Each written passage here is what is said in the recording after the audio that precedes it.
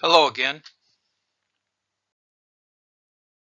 This is Math 2232 coming to you from the College of DuPage, and the title of this lecture is Volumes for Solids of Revolution, the Cylindrical Shell Technique, and other uniform cross sections. As always, please be an attentive learner as you watch this video. By way of introduction, previously we talked about finding volumes by integrating the area of cross sections either with respect to x or y. And we used cross sections that were in the shape of a disk or a ring. This, however, does not always need to be the case. We can use any shape for a cross section as long as it can be expanded or contracted to completely cover the solid we're looking for. This is a good thing because, as our first example will show, we can't always use disk or rings, at least can't always do it efficiently. And our first example is going to have a picture that looks something like this. And this is a cubic, and so it has, it changes directions a couple of times. But we're talking about taking this area that is shaded here green, and we're revolving it around the y-axis. Now notice if we were to attempt to use the disk method, we will be drawing a perpendicular to the axis of revolution. That means we have to find out what is this point and this point. And moreover, as we're integrating with respect to y, we have to know, this one's clearly 0, but this one we have to find this point as well. Those are three pretty difficult tasks, and in fact these two are particularly difficult if we're trying to deal with a cubic. And so this method is difficult, as we will see. So we're going to do something else. So what we need to do is find a different way to cut the solid that will give us a cross-section area that we can work with. Now, one way to do this is to think of our solid as a lump of cookie dough, and instead of cutting it perpendicular to the axis of rotation as we did in the previous section lecture, we can instead center a cylindrical cookie cutter on the axis of rotation. So we're centering it here, push this down into the solid. And so here's the solid that we were having. It goes all the way around, so we have that solid, and we're pushing this cookie cutter into there, and this is a cylindrical cookie cutter into the solid. Doing this would give us a picture that looks like this, or perhaps like this, looking at it from a different this is the two-dimensional kind of version of that. The only thing we're looking at is the ring there. Now doing this gives us a cylinder or shell in the object, and we can find its surface area. And the surface area formula for a cylinder is 2 pi times the radius of the circular cylinder times the height. And so what we're going to do is we're going to use a formula that looks like this. A of x is equal to 2 pi radius times the height, and then we're going to integrate this again from a to b, a of x dx, or whatever variable it is. Here it would be dx. And again, this is different process. Here we need to draw a slice parallel to the axis of revolution, and we use a different formula here. And drawing that slice helps us to construct the geometry and decide whether to integrate dx or dy. This is best done in the context of an example. So determine the volume of a solid obtained by rotating the region bounded by y equal x minus 1 times x minus 3 whole squared and the x-axis about the y-axis. You know what to do. Let's see how you did. Now, the picture of this looks very much like what we showed earlier in this thing, and we're extending the graph a little further than what we have so you can see what's going on. Now, what we have then is we draw a slice that is going to be parallel to the y-axis. So that means they're going to be integrating dx. And the radius of this slice is going to be from here to here is the value of x that we're looking at. And so we'll see that the radius of the cylinder is x, and the height is going to be the value of the function at that point, which is going to be x minus 1 times x minus 3 whole squared. So what we have is that the cylinder or shell of the object is, the a of x is 2 pi. The radius was, as we saw up here, x, and the height was x minus 1 times x minus 3 whole squared. So we put this together and we do some simplification of this. We have to square this, FOIL this, actually distribute this, then multiply through by x, and the 2 pi constant is there. So we get this. You should verify this because on problems I will expect you to actually do that calculation. And then I'm going to integrate from a to b, which in this case is 1 to 3, a of x dx. I add 1 to the exponent, divide by the new exponent, and use the fundamental theorem of calculus to get that the volume here is 24 pi over 5. Make sure you can follow all these calculations.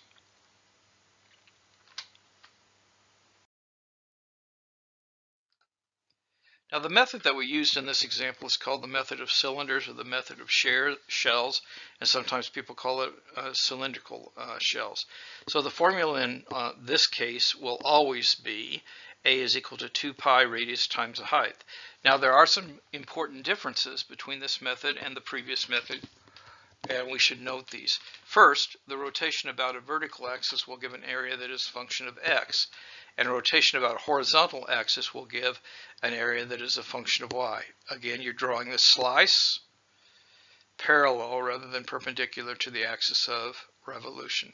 And this is exactly opposite of the method of rings or disk. And second, we don't take the entire range of x or y for the limits of integration as we did. Instead, we take a range for x and y that will cover one side of the solid before we rotate it. As noted in the first example, if we expand out the radius to cover one side, we will automatically expand in the other side as well as we rotate it. So let's take a look at another example. Determine the volume of the solid obtained by rotating the region bounded by y equals x cubed, x equal 8, and the x-axis about the x-axis. You know what to do.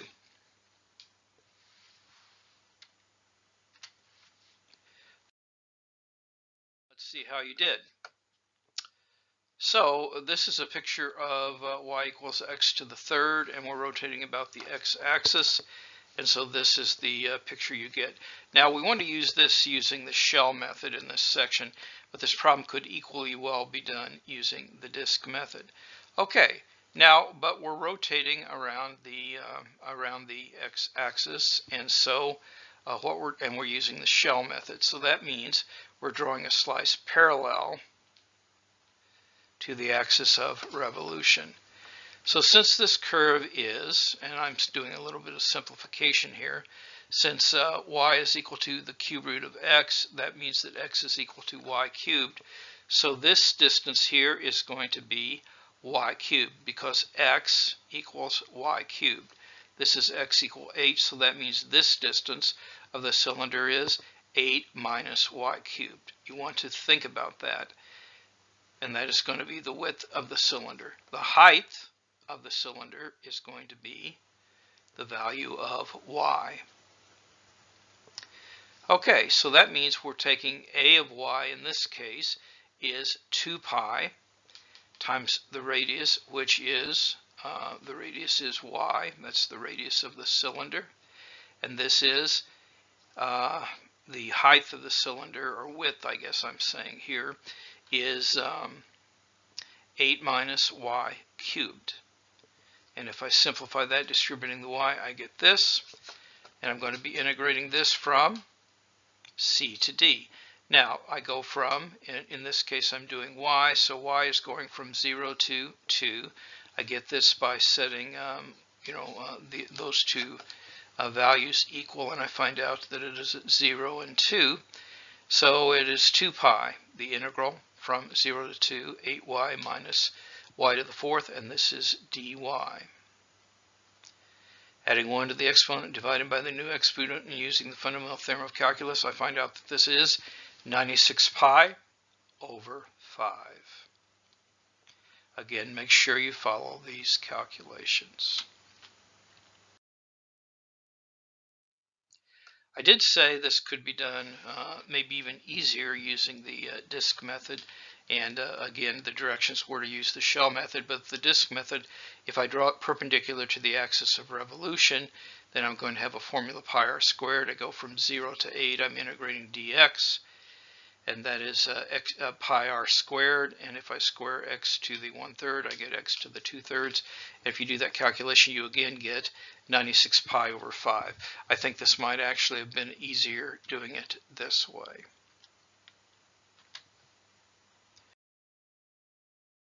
Let's do another problem. Determine the volume of the solid retained by rotating the region bounded by y equal to the square root of x minus 1 and y equal x minus 1, and this time we're rotating about the line x equal 6. You know what to do. Let's see how you did. So the picture of this y function is shown in blue, and the line is shown in red. We have that, and this is where we're rotating around, is this. So you have to think about this picture a bit, and we are, in this case, using the shell method. So we're going to be doing it this way. So we're going to be dropping a perpendicular, or actually it's not a perpendicular, we're making a parallel to the axis of revolution. That means we're going to be integrating dx, and the solid will look like this. So we look at what this is going to be, and we see that this distance here is x if we go out like to this point, but then the radius is going to be 6 minus x because this was x equal to 6. So the radius is going to be 6 minus x, and we're also going to be looking at, and this is going to be the so that distance is going to be 6 minus the x value, but the height is going to be the difference between these two. Now realize that the one that's on that has the highest value is 2x minus 1 in this green region. So it's 2x minus 1, the function on top, minus the function on the bottom. Now it's minus the whole of the function over on the bottom. So this is going to be minus the whole of x minus 1. So that is going to be minus x plus 1. And so you see we have, this is the height of the cylinder, and that's the radius of the cylinder. Okay, so that means that it is a of x this time is 2 pi. The radius is 6 minus x, and the height is this expression. Now, there's a little bit of algebra involved in simplifying that, and you should do all that, and you get this expression here. And we're going to see when do these things intersect, and they intersect at 1 and 5. So we're going to be integrating from 1 to 5. We'll pull out the 2 pi. We'll put this expression for the area in there except for the 2 pi and integrate dx. So we add 1 to the exponent and divide by the new exponent. And we do a little bit of changing of variables there, I guess. But then we use the fundamental theorem of calculus, do the calculation, and we get 272 pi over 15. Make sure you verify that this calculation worked. And we could have integrated by parts on this one, but the other thing that we could have done is do this substitution that we talked about earlier. And in fact, we haven't really talked about integration by parts yet, so this is a substitution that we will do to do that calculation.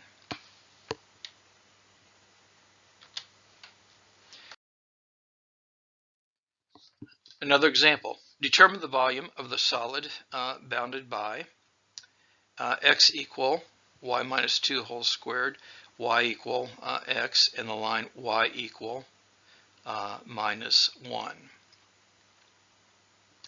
And I guess I didn't give you an opportunity to do this, but let's just talk about it. So here's the picture. This is the parabola, and that is the line.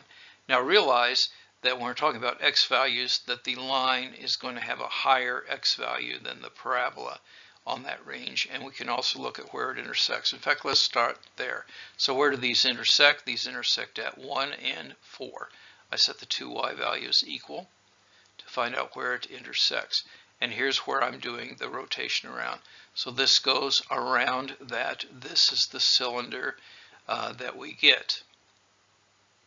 Okay, so I'm drawing a slice that is parallel to the axis of revolution. It is here. And it's this one minus this one is width. So this is going to be y, which is the value here, minus y minus 2, because again this red value is larger than that value in terms of x. So the height is y minus 2 whole squared, and the height, it would be y, except we're really going around down here, so it's going to be y minus a minus 1, which ends up being y plus 1. So the formula is going to be then a of y equal 2 pi. The radius is y plus 1. That's y minus a minus 1. And the width is y minus 2. Now there's a whole bunch of algebra that you could do here simplifying it, but you will get this expression. You should verify that. And so the volume is going to be the integral from, and these intersect at 1 and 4. We found that up here. So this is going to be 2 pi, the integral from 1 to 4. This, I will expect you to do the calculation. Add 1 to the exponent, divide by the new exponent, and we use the fundamental theorem of calculus, and we get this as 63 pi over 2.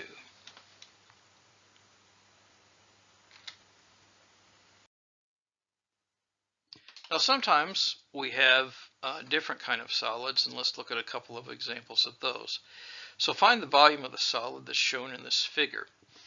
Now, the base of the solid is the region bounded by these two lines. So there is y equal g of x, and this is y equal f of x.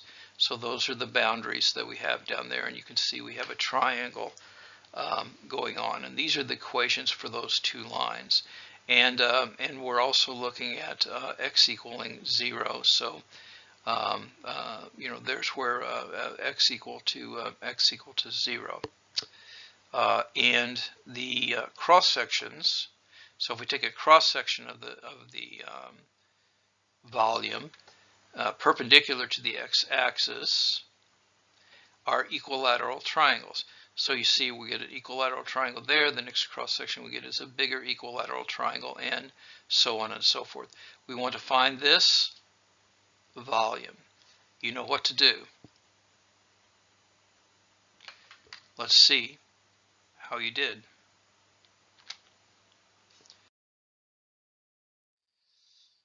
Okay, well, if we look down here at the triangle, this is the base, and so it's going to be the differences between this value and this value. And if we subtract the two, the base is going to be this value, which was the f, minus the g, and we simplify that, and we get 2 minus x. So that is the length of the base that is down here, and it is a function of x. It changes as you go across looking at the values of x. But then the area of each of these triangles, if the base is b, the area of an equilateral triangle, 1/2 the base times the height, then an equilateral triangle is going to have a 60-degree angle, and so we get that this is the square root of 3 over 2 times the base. So that's the square root of 3 over 2 times the base, and it's 1/2 the base times the height. And it's the area of the equilateral triangle. This is going to be this times the base squared. that means a of x is equal to the square root of 3 over 4 times 2 minus x whole squared. Again, make sure you understand this geometry before you go on. Now, because x ranges from 0 to 2, that's where these two lines intersect, we will go from 0 to 2. And so we take this a of x dx, and we do the integration. We add 1 to this exponent, change variables. We do get a minus sign out here, but that minus sign will cancel with the minus we get when we do this calculation, and we'll get that this area is 2 square root of 3 over 3.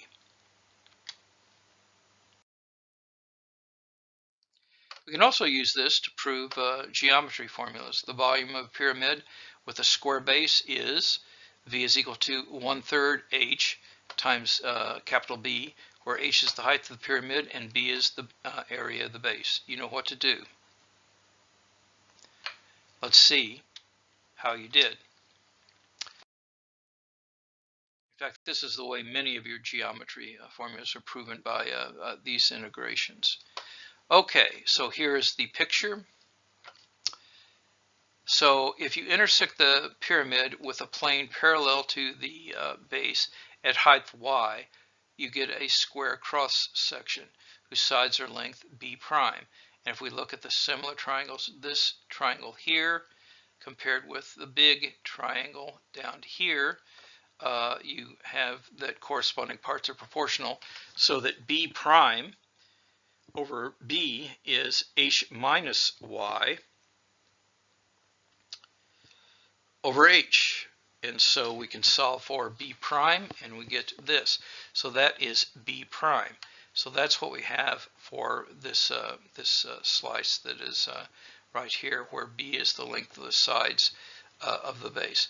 So a of y, that is the area of this little sliver, is going to be the square, because it has the same on all sides. So when I square this expression, I get this.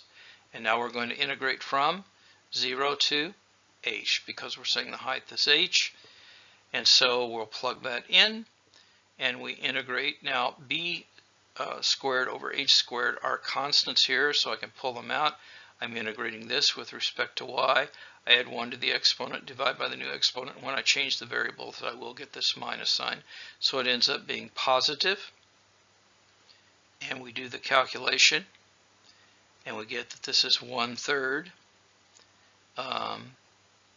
h cubed over h squared is h, and the b squared is the area of the base, and so it's 1/3 h capital B. In closing, now more than ever, time is precious. Each day must count. Do the math, it will make you strong. And now more than ever, take care of yourself and of each other.